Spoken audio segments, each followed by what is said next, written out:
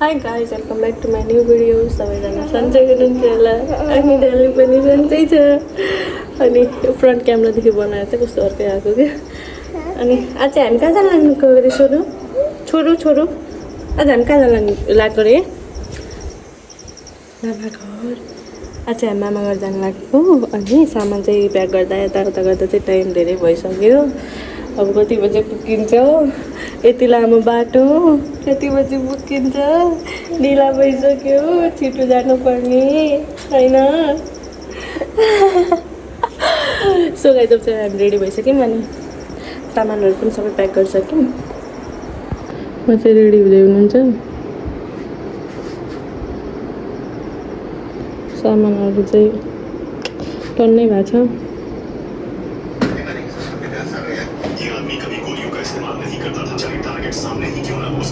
so जब चाहिँ हामी घरबाट निस्किनु लाग्यो सामान चाहिँ यति धेरै प्याक गरेको छु मैले यहीँ के गरे विदेश जानु पऱ्यो भने त मेरो सामान नै कति हुन्छ होला झन् नेपालमा यताउता गर्दा त यति धेरै सामान बोकेर हिँड्नुपर्छ मेरो भाइ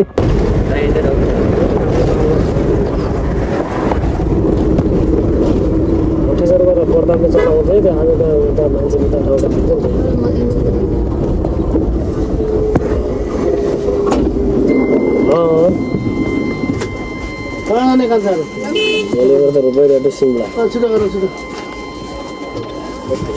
त्यो दाइको गाडी चलाउँदा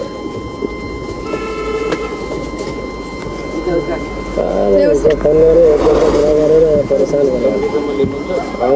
आउन लाग्यो क्या अब सँगै जाने वर्षी आउँछन् क्या बिहान कहाँ छ डल्लु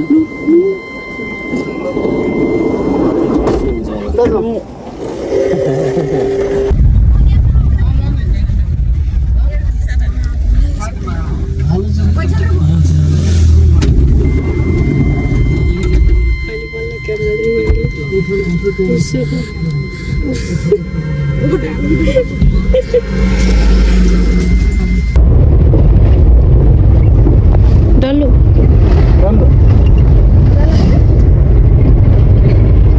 कहाँ हेर्छ अब उसले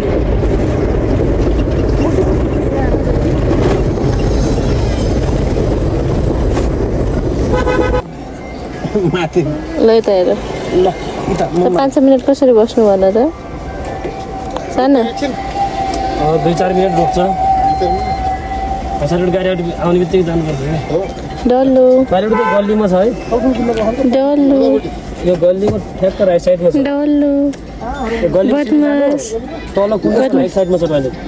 यस्तो हजुर अगाडि त बनाऊ मार भन मलाई जे मन लाग्यो त्यही गर्छु म आउँछ अगाडि त बनाऊ गाडी तपाईँले कपाल काट्नु पर्छ ए राम्रो देखियो हैन उही अफिस गएर काट्नु पर्थ्यो कस्तो बिगाएर देखा कपाल बिगाड्यो भने झगडा भयो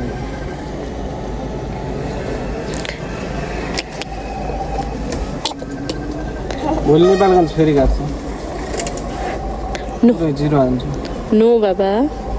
नगरिदिनुहोस् ल हेर्नु ऊ त्यहाँ के खाने ल भनिदेऊ त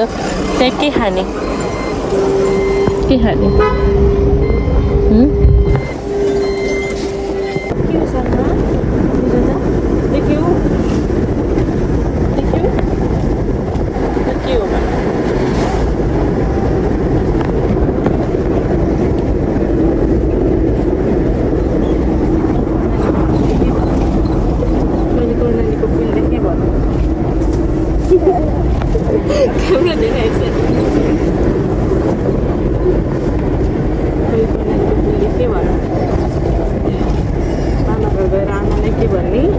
मैले कर्णालीको पुल देखेको आमा भन्नुहोस्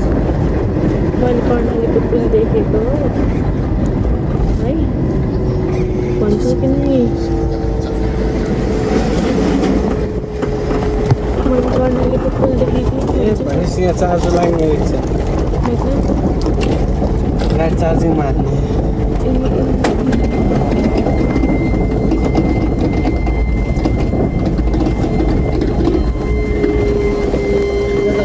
इलेक्ट्रिक ग्यारेज अब चाहिँ टक्क लाग्यो चार्जिङमा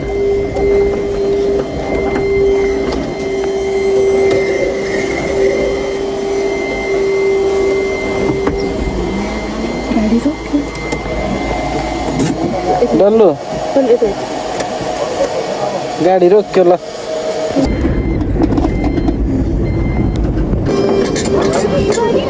सो अहिले हामी यहाँ मामा घर पुगिसकेको छौँ पुग्न लाग्छौँ अझै टाढा छ रात पर्न लागिसके जस्तो छ यता फेरि हाम्रो छोरीको हालत बिग्रिसक्यो रिसाउनु भएको छ उहाँ चाहिँ रिसाउनु भएको छ तर मुस्कान चाहिँ दिइराख्नु भएको छ फेरि यस्तो छ हालत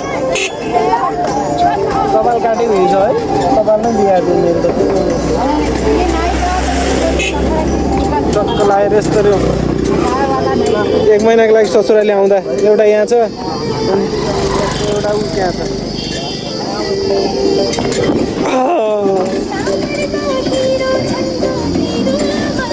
मलाई चोट लाग्यो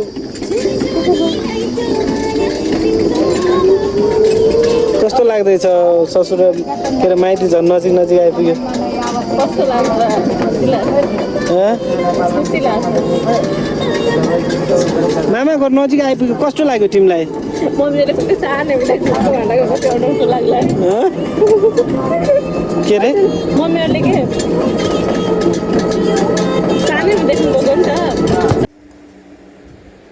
त्यसरी खानु मन लागेको रहेछ अनि किन मान्दैन मामा त्यसरी खाना माने थियो